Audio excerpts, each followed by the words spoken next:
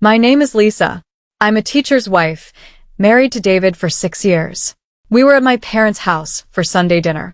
The usual crowd: my mom, my dad, my younger sister Rachel, and Rachel's boyfriend Kyle. Rachel's hand was shaking when she stood up and pointed across the table at my husband. Tell them. Tell them what you did. David set his fork down. What are you talking about?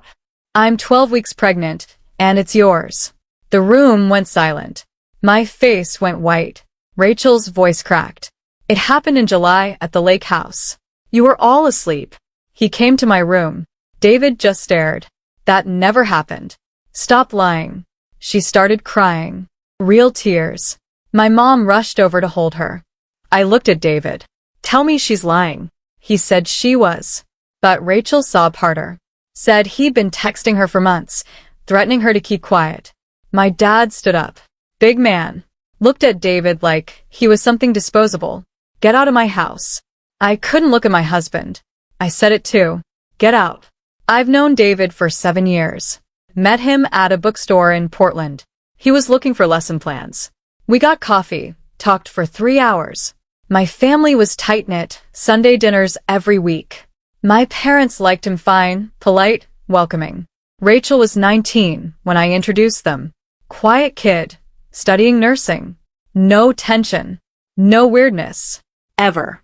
Last July, we spent a weekend at my parents' lake house. All of us. Rachel was there with Kyle. They'd been dating maybe 4 months. I remembered that weekend clearly. We grilled, played cards. David went to bed early both nights because he had a summer class to prep for. Nothing happened. I was there. I would have known. But I still told him to leave. Now I was sitting in my childhood bedroom staring at the ceiling while my husband was in a Motel 6 off the highway. I texted him once. Don't contact me. Don't contact my family. I need time to think. My mother was downstairs calling him a predator. My father sent him a text telling him to disappear. And I said nothing. I did nothing. Rachel was lying. Some quiet part of me already knew it. But I didn't say it out loud. A week went by. No word from David. My family had blocked him everywhere. Then something shifted. Rachel posted on Facebook back in August. Can't wait for what's next. Big changes coming.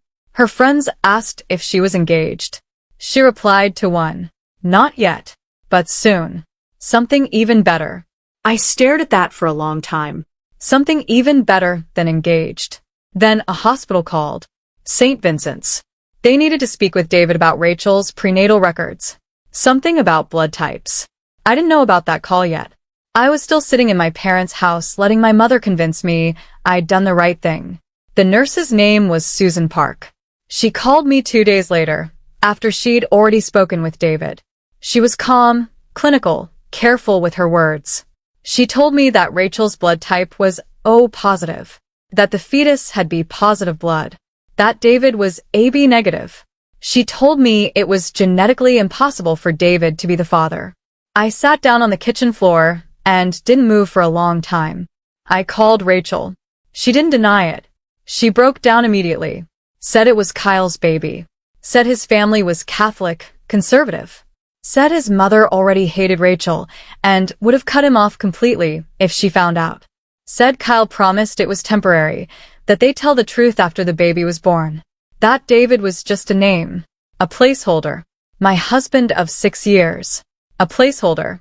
She said she was sorry. She said Kyle pressured her. She said she didn't know how bad it would get. I drove to David's motel that night. He opened the door and looked at me the way you look at something you're not sure you recognize anymore. I sat on the edge of the bed. I told him everything. He didn't yell. That made it worse.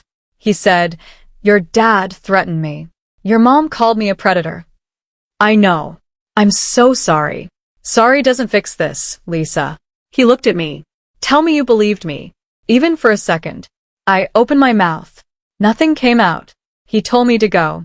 Rachel's confession came out 2 days later. She told my parents everything. Told Kyle's family. Posted an apology on Facebook that she deleted an hour later. My parents called David. My dad first. David, we made a terrible mistake. David wasn't kind about it.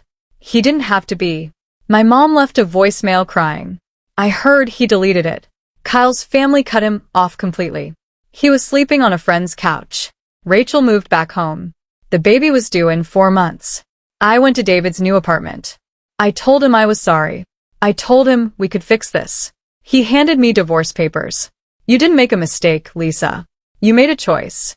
When it mattered most, you believed her over me. I wanted to explain fear, confusion, the way your mind protects itself. But he wasn't wrong. I signed the papers right there, hands shaking. I watched the door close behind me. Paul, his lawyer, called him a week later to confirm it was final. I know because David told me in the one message he sent after. 3 words. It's all done. I looked out the window of my parents' house where I was still staying, still sleeping in my childhood bedroom, still surrounded by the family I had chosen over my husband when he needed me most. Rachel is down the hall. The baby kicks sometimes.